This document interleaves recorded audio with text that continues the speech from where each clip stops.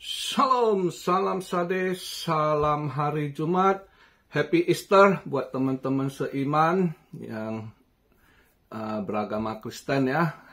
Selamat merayakan Jumat Agung, Happy Easter. Dan buat Cuan Army umat Muslim, selamat beribadah, sholat Jumat juga hari Jumat ya. Ya berbarengan. Dan market ini hari mereka pada holiday ya, merayakan Good Friday ya, atau Easter. Jadi ya semalam lah udah pada tutup. Sau lumayan semalam saya dapat ya. Ambil posisi sell lumayan dapat. Dan dia bener sempet dia drop lumayan ke bawah, terus dia agak mantul balik, tapi ya tetap nutup minus ya, merah ya, seperti yang diperkirakan. Banyak hal. Kalau lihat berita, wah kemarin ekonominya anjlok ya, itu Philadelphia wah ambruk sekali. Disitulah manufacturingnya memang lagi amsyong parah Amrik gitu ya. Cuma si Mbak Jerome Powell aja yang ngomong ekonomi kita masih strong, kita si Trump udah gedek sama dia, Trump udah nyerang dia lagi tuh ya.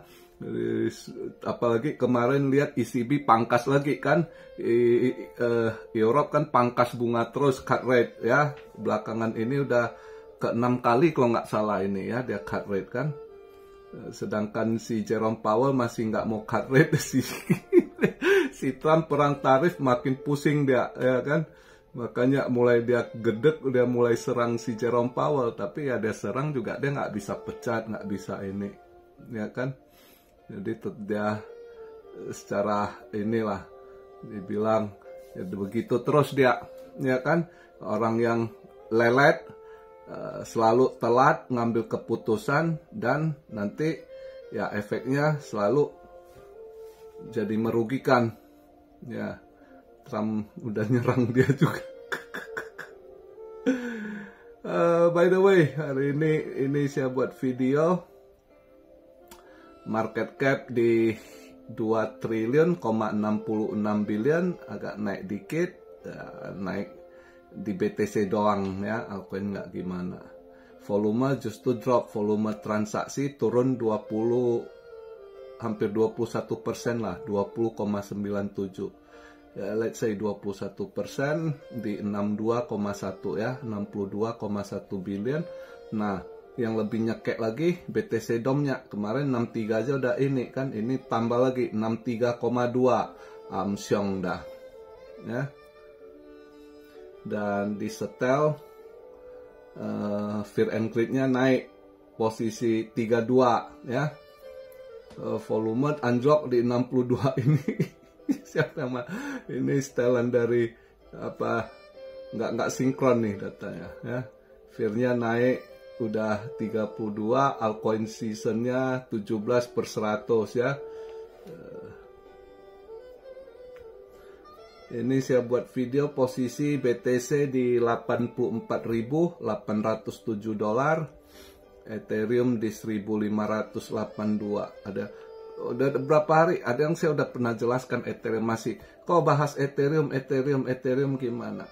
Ya Ethereum ini tenang aja, dia mau naik turun. Kalau sekarang Anda sangkut ya hold aja, terpaksa hold sampai next bulan kalau Anda udah sangkut. Kalau dia anjlok lagi, ada dana DCA ya. Ada rumor katanya Ethereum akan kesalip dengan Solana. Enggak, masing-masing punya ekosistem gitu ya. Itu jadi rumor-rumor begitu tuh udah sering gitu, nggak makan ya. Itu ada yang tebar rumor, mungkin ya mau turunkan harga Ethereum, mungkin dia mau cari harga bawah gitu ya. Kadang kan buat rumor negatif begitu untuk mau dapatkan harga bawah gitu kan. Harga bawah atau enggak juga nanti kalau market anjlok ya anjlok juga dia gitu ya, ikut aja. Tapi nggak usah takut, tetap Ethereum posisinya masih ini nggak tergeser. Ethereum dia punya ekosistem udah gede sekali gitu ya, udah dipakai berbagai termasuk institusi ada. Jadi nggak ini, termasuk Solana. Nah, buat di apa yang di Bekasi ya, dia banyak sangkut di Solana juga, nggak usah takut. Solana juga secara ini udah teruji ya, ada post, ada yang hold, ada yang ini, jadi dia nggak, karena di bearish time kemarin itu dengan kasus FTX udah sempet anjlok sampai di bawah $10, terus bisa di mini all season kemarin itu ngelompat lagi di atas 200, ya itu udah teruji. Jadi kalau sekarang Anda sakut, nggak apa-apa, nggak usah takut, jangan CL Anda akan rugi. Yang ada ya hold terus ya. Kalau ada dana begitu nanti drop, Anda DC aja ya. Dan jangan nanti bilang kapan gua baru ini, apa sih harus tunggu balik modal baru. Enggak, ini next bulan masih bisa cuan Anda, bukan ini cuma sekedar ambil balik modal. Ini bisa nanti ya. Cuma ya itu, karena Anda kemarin salah langkah, FOMO, kena beli di pucuk ya gitu ya. Karena saya sendiri udah ingat-ingatkan, tapi banyak yang nggak denger. Kena pucuk baru pusing.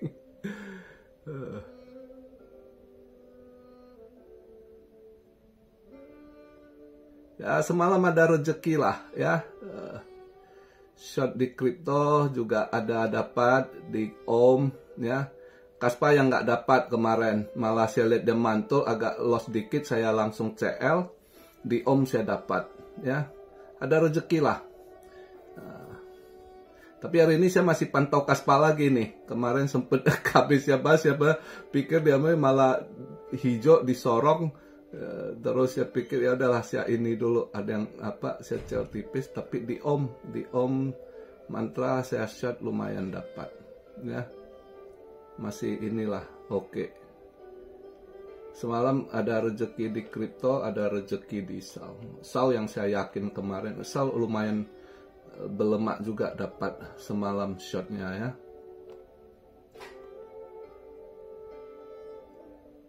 Nah kalau lihat data kemarin, wah itu Philadelphia Fed Manufacturing siang berat, yang previousnya 12,5 ya persen, terus ini udah perkiraan turun 2,2 forecastnya, nggak taunya keluar data minus 26,4. Siang ini ambruk itu manufakturnya dengan data begitu ya. Makanya dolarnya nutup merah semalam, padahal harusnya di bawah 99 ya. Ada yang agak nahan, masih tahan di 99, harusnya udah dibawa ini kalau lihat data semalam gitu. Dolar indeksnya ya, nutup di 99,1. Nasdaq tutup tipis, Dow Jones agak lumayan merah 1,3%, dia nutup minus 527 poin. S&P hijau tipis, tapi S&P 500 ini agak merah juga.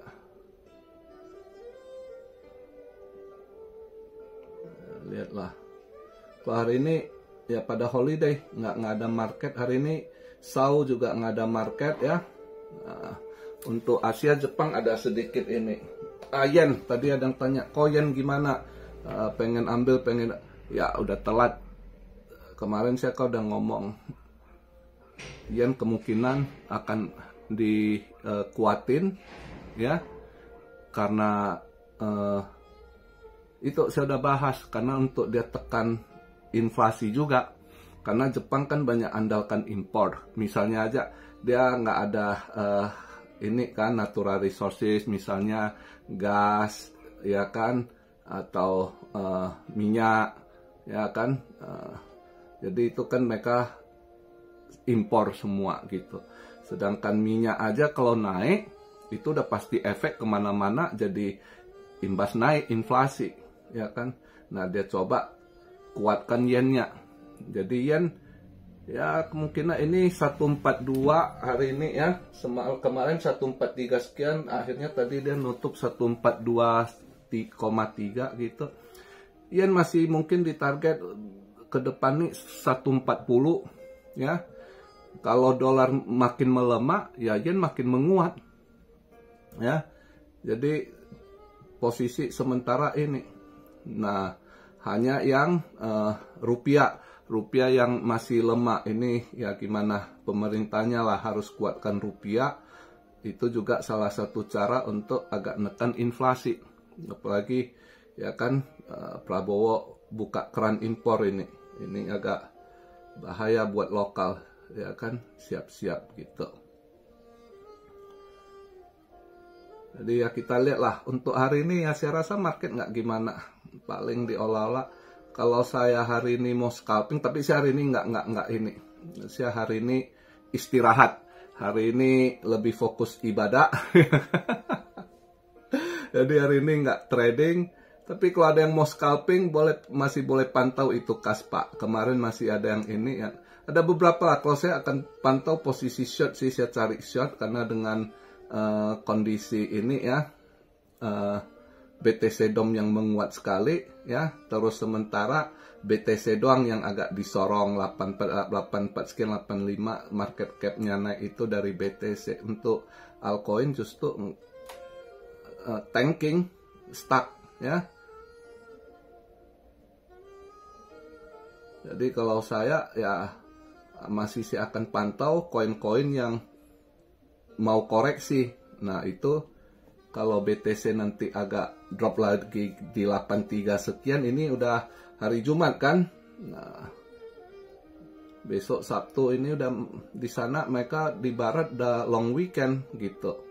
Ya, udah jelas volume turun, makanya volume transaksi drop dia kan. Ini baru masuk Jumat aja udah drop. Biasanya Sabtu. Ini karena dia udah mereka holiday, good day, udah lumayan drop. 21%, tinggal 62 billion gitu ya. Nah, kalau mau scalping yang gatal tangan ya pantaulah koin-koin yang mau di short kalau saya ya, tapi kembali kepada kalian masing-masing.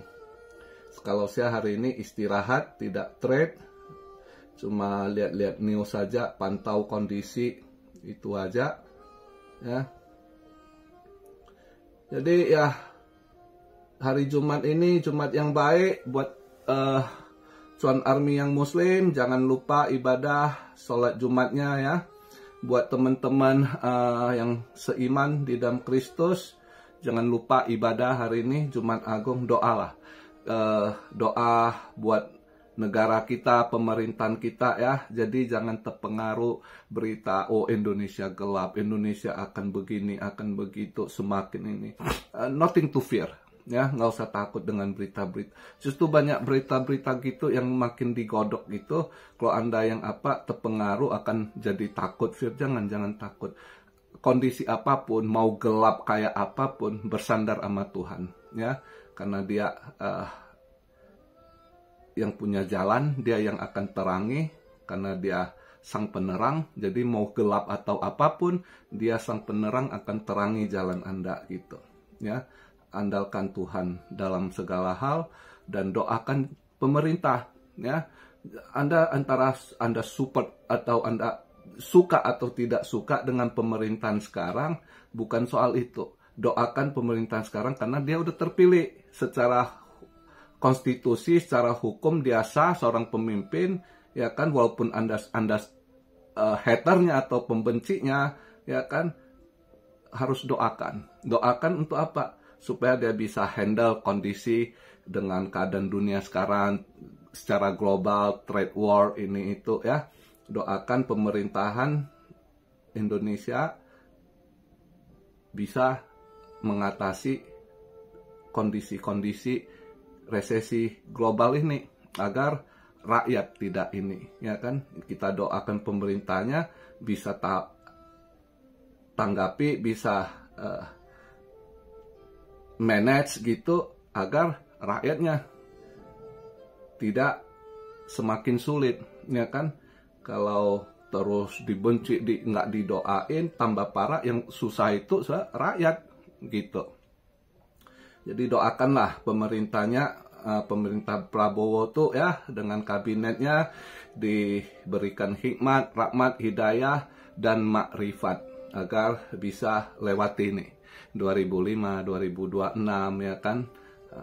Mau gimana kata orang gelap, kalau Tuhan yang terangi tidak akan pernah gelap ya kan. Cuma tinggal kita-kitanya juga kembali ke diri masing-masing gitu ya, bersandar sama Tuhan atau bersandar pada nafsu kedagingan. Yang bersandar nafsu kedagingan ya pasti akan jatuh dalam dosa. Misalnya Pak, sekarang makin marak saya lihat berita perampokan ya kan, begal gitu ya. Terus ini hati-hati, saya lihat berita mulai ini mereka penjahat pada sasar-sasar terutama wanita, orang tua yang pakai perhiasan dengan harga emas yang tinggi ya kan, jadi sasaran. Jadi sebaiknya kalian, entah siapa ataupun Anda punya orang tua yang pakai perhiasan, kondisi saat begini sebaiknya nggak usah pakai ya. Di Indo, di negara Konoha sulit ya kan. Beda dengan saya di sini. Kalau saya di sini itu aman ya, nggak ada yang sasaran begitu ya. Jadi karena SDM manusianya dari kecil udah dididik ini kan secara moralnya. Jadi ya di sini puji Tuhan saya tinggal di Jepang sampai detik ini merasa paling aman gitu ya. Buat yang di Indo itu supaya hati-hatilah anak-anak.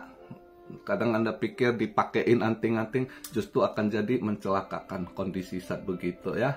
Orang tua, terutama sasaran mereka saya dengar perempuan ya, sama orang-orang tua gitu. Jadi hati-hati ya. Sebaiknya nggak usah pakailah dengan kondisi, karena sekarang banyak orang kehilangan pekerjaan, sulit, apapun orang jadi nekat gitu. Apalagi kalau yang tidak beriman gitu ya. Itu hati-hati. Dan satu lagi saya jawab, udah ada yang tanya, kau gimana berita gempa Jepang nanti di musim panas ini, di summer ini itu kan seingat saya ada yang katanya ramalan di bulan Juli ini itu. Gempa tepatnya kapan terjadi nggak ada yang tahu, tapi ya kalau secara seismologi ya, itu pemerintah udah ingatkan hati-hati, itu palung Nankai itu setiap 100 tahun lebih akan terjadi gitu ya. Dan ya buat saya pribadi nggak takut sih ya. Ada yang bilang gimana karena ada anaknya sekolah di Jepang. Gini, pokoknya kalau udah posisi gitu ada peringatan, hindari ke pantai. Itu pertama. Kedua, ya kalau bisa tempat tinggal juga jangan deket-deket wilayah pantai laut gitu. Ya kan? Ketiga, kalau bisa jangan tinggal di daerah apartemen-apartemen yang tinggi. Karena saya udah pengalaman gitu. Saya pernah dulu yang kejadian gempa di Miyagi itu ya 9,1, kita Tokyo 8,9. Waktu itu saya di Tokyo. Ya, saya tinggal di lantai 10, itu dihajar begini, itu kena keseimbangan saya pusing. Itu biasa gempa besar itu, bentar-bentar gempa. Dia habis 8,9, nanti selang 30 menit goyang 7, sekian, ya, terus digoyang. Itu saya pernah. Jadi jangan tinggal daerah tinggi. Saya udah pernah experience ya di Jepang, saya nggak pernah mau tinggal tempat tinggi lagi, paling lantai 2, lantai 1 gitu. Ya, nah terus kalau saya pede dengan infrastruktur sini, ya, karena saya udah pernah ngalami situ, habis gempa tsunami itu satu hari berapa kali gempa ya.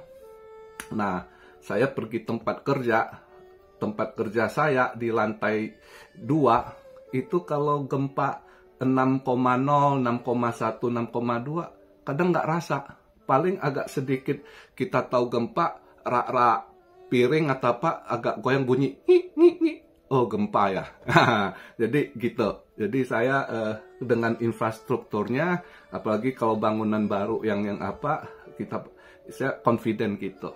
Jadi nggak usah takut. Yaitu kalau anak Anda ya hindarilah daerah-daerah tempat tinggal laut ya, atau jangan main ke laut. Itu masukan dari saya, dan nggak usah tinggal di apartemen lantai-lantai tinggi gitu ya. Karena kalau kena gempa besar ngeri gitu. Nggak tumbang, kehajar keseimbangan. Saya habis itu ya kejadian itu berapa bulan. Saya kadang berdiri loh, kok saya rasa goyang. Kadang lagi jalan kayak nggak seimbang begitu. Kena kehajar, saya punya keseimbangan. Itu pernah saya alami. Jadi itu aja gitu. Masukan dari saya ya. Tapi apapun itu buat saya, hidup itu langkah, rezeki, pertemuan, maut. Kalaupun udah saatnya harus dipanggil pulang ya pulang, ya kan. Tapi sebelum apapun itu ya kita ya percaya sama kuasa Tuhan ya. Kalau belum saatnya, apapun terjadi kita tetap diberi keselamatan. Ya perbanyak doa juga, harus banyak doa. Itu aja masukan saya. Jadi buat yang orang tua yang punya anak sekolah di Jepang, takut dengar berita itu, nggak usah takut. Sampaikan aja sama anaknya, jangan piknik ke laut dulu ya kan, karena pas tepat waktu kapan terjadi nggak ada yang tahu ya. Nggak ada yang tahu, itu kan perkiraan saja. Bisa aja tahun depan atau next 2 years again ya kan. Kan banyak prediksi-prediksi. Kalau saya nggak percaya ramalan prediksi, saya lebih percaya kuasa Tuhan. Kalau memang dia udah mau terjadi, istilah orang Islam bilang kun fayakun. Kalau Tuhan udah kun fayakun, apa yang harus terjadi, maka terjadi gitu. Oke? Jadi begitu aja di hari Jumat ini. Selain saya bahas market, sorry, orang tua ini agak kasih ceramah dikit. Buat yang muda-muda, semoga ambil positifnya, yang negatif dibuang. Salam Syah Rio dari Tokyo. Happy Easter buat semuanya. Selamat beribadah. Salam Syah dari Tokyo. God bless you all. Be blessed, be blessed, be blessed. Immanuel. Haleluya.